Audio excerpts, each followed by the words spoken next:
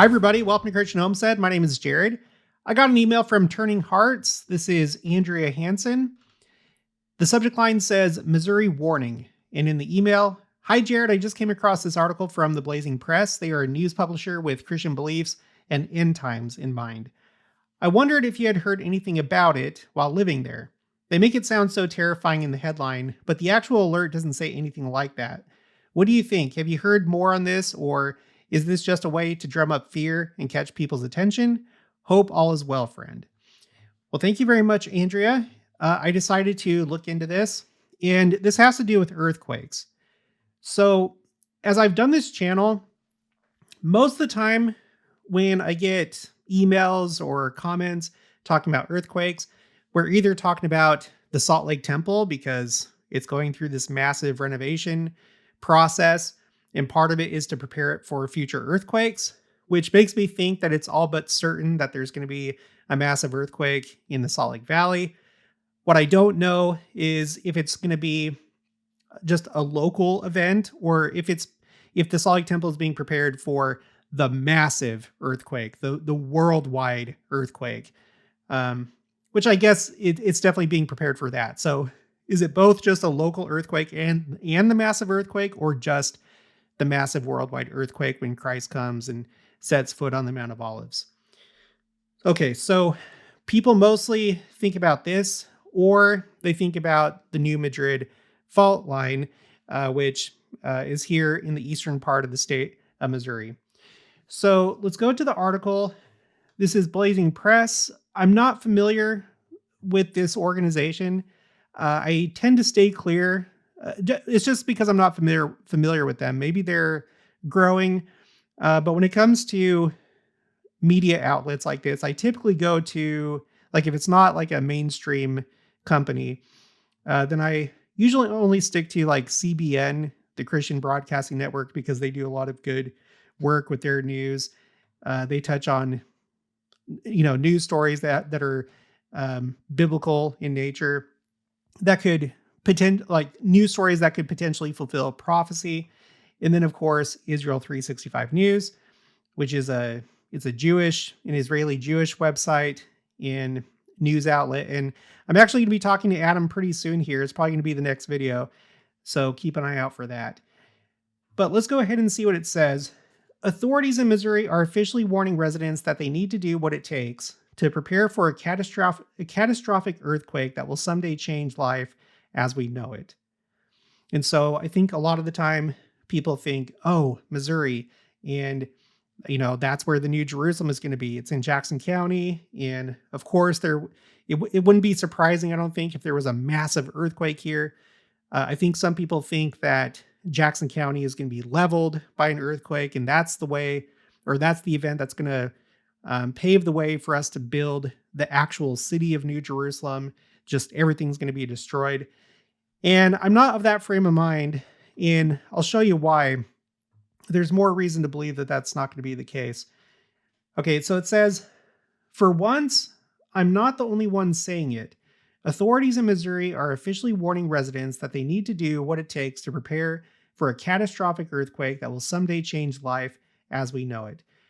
I saw this share from the Missouri State Emergency Management Agency, reminding everyone that it is vital that you prepare for an inevitable major New Madrid fault event. This warning to Missourians is a part of the Great American Central U.S. Shakeout event that is planned for later this year on October 15th, 2026. There are more earthquake hazards in the Midwest than just the infamous New Madrid fault in southern Missouri. There has been increased activity in the Wabash Valley seismic zone in Illinois, too. The 3.8 magnitude quake on January 20th, 2026 was felt by more than 2,000 people. Depending on which agency you ask, the estimates are that there's a better than 30% chance that a magnitude 6 or greater earthquake will strike Missouri and or Illinois in our lifetime. That reason alone should inspire you to have an emergency plan prepared. And then it goes into a section where it has a bunch of AI generated images that depict what it may have looked like during the 1811 New Madrid earthquake. Here it says, you can hear people yelling that the Mississippi River is flowing backwards, which really did happen.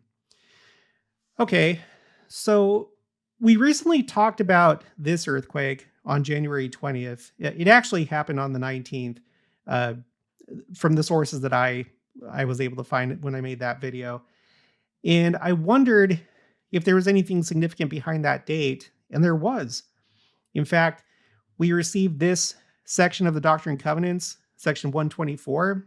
It was revealed January 19th, 1841. And this is the one that commanded a few different things. Number one, the construction of the Nauvoo Temple, but also this proclamation. Proclamation number 2. You'll remember that there have been 6 proclamations from the church. The most recent one was received during the April 2020 General Conference. And I'm assuming that there's going to be another one probably for the bicentennial, which would make 7.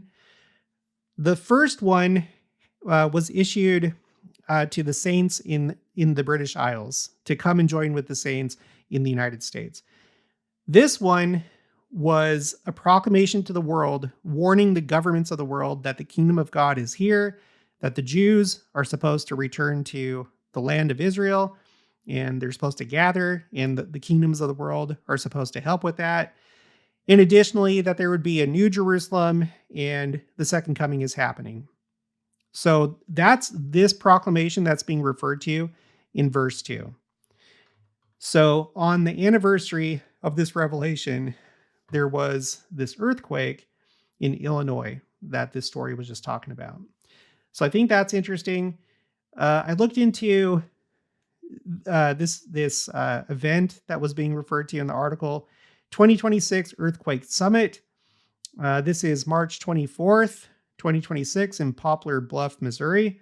And then on top of that, there's this large earthquake drill or exercise called the Great Central U.S. Shakeout. And that's taking place in October. And so that's all that the article was about, really. It seemed kind of dramatic, from the title of the article. And it's interesting to us because anytime we see Missouri, it's like, oh my gosh, they're saying something about Missouri and earthquakes. So, but it is interesting because, maybe this is in preparation. Maybe the Lord's guiding the timing of this, and maybe there is going to be some big earthquake that affects Missouri.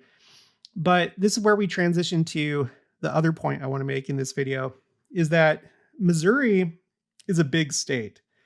And the New Madrid fault line is on the opposite side of the state from Jackson County in the Kansas City area.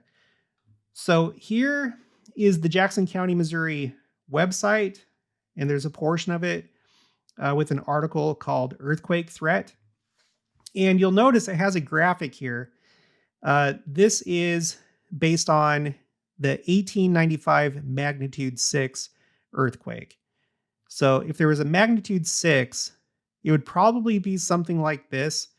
Let's go ahead and blow this up a little bit so we can see it better. So the red area is where there was the area of damage, which was mostly along the eastern part of the state, and then into Illinois, Indiana, Ohio, Kentucky, Tennessee, a little bit of Mississippi, and a little bit of northeastern Arkansas. And then Jackson County, which includes Independence and part of Kansas City, it was felt. Okay, that was a magnitude 6. I don't know exactly what well, I kind of do. I have another graphic that'll show you toward the end. But it seems to me like it would have to be a massive, like a biblical earthquake to, create devastation here in Jackson County. So I'm not too concerned about it. There were a lot of people that were really focused on the eclipses. So this is my Google Earth map for church history sites. These are all the sites that I'm aware of, that I've been to. There's still more, I believe, that I need to visit and document and take pictures of. But You can see that most of church history has taken place in northwest Missouri. So right here is Independence in Jackson County. You cross the river, you're into Clay County. And then, of course, we have Ray County, which is where Richmond is. That's where Oliver Cowdery and David Whitmer were buried, as well as, oh gosh, I always forget. I think it was Jacob Whitmer, one of the 8 witnesses. And then you have Caldwell County, where Far West was. You have Davies County, which is where Adamonde Ammon is at. You also have, I think it's called Carroll County. Yeah, and the county seat is Carrollton. I think that's what it is. But Carroll County, that's where you have DeWitt. That was a place that the Saints attempted to settle, including one of my ancestors, but they were driven out. But all the main church locations are up here in the northwest, and the New Madrid fault line is over here, like in the eastern and southeastern part of the state. So I don't really foresee it, but let's read what this article says, because this article was written by the Jackson County, Missouri government website. It says, okay, earthquake threat. In the United States, most people may erroneously believe that earthquakes are a strictly West Coast phenomenon. Did you know a quake that might devastate St. Louis and severely rattle the greater Kansas City area is a real possibility? Okay, so devastate St. Louis and severely rattle the greater Kansas City area, because St. Louis is on the opposite side of the state. That's actually, for me, the first time that I set foot in Missouri. It's when I joined the Army. We flew from, me and a few other soldiers, or recruits at that time. We flew from Phoenix to St. Louis, and then from St. Louis, we were bused down to Fort Leonard Wood, which is where I went to basic training, which makes me really happy now that I didn't go to one of the other 3 boot camps. I went to the one that was in Missouri, so that's kind of special for me.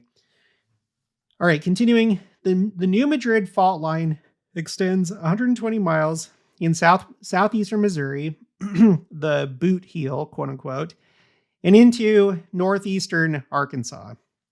According to the Missouri State Emergency Management Agency, it's an extremely active seismic zone.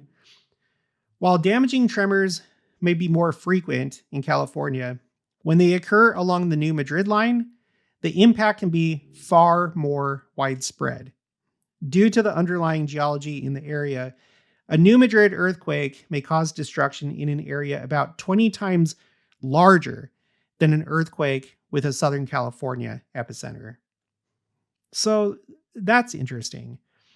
So you have more frequent, tremors and stuff in California, but when earthquakes happen here, they affect a much larger area. Okay, the next section, major quake every 200 to 300 years. A major earthquake, classified as registering 7.5 or higher on the Richter scale, strikes the New Madrid seismic zone about every 200 to 300 years. The last major earthquakes to rock the region occurred in 1811 and 1812. Okay, so we are now past 200 years. We're right within that window of time, 200 to 300 years. During a 5-month stretch, more than 2,000 tremors were noted, 5 of which were estimated to top 8.0 on the Richter scale, and 18 shockwaves reached the eastern seaboard, some with enough force to cause church bells to ring. Okay. It notes that the Mississippi, for a short period of time, the Mississippi River flowed backwards, which that would be a sight to see. If you go to Nauvoo, it's right there on the Mississippi.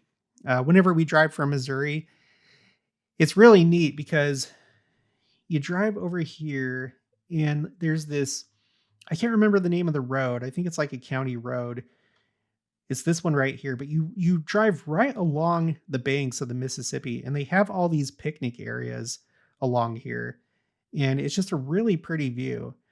So now that I've moved here and I've gone to Nauvoo a few times, this is kind of a special drive to me now, and Now I've seen the Mississippi for myself, and it would be pretty stunning to see it flowing the other way. That would be pretty wild. Okay, let's go back here.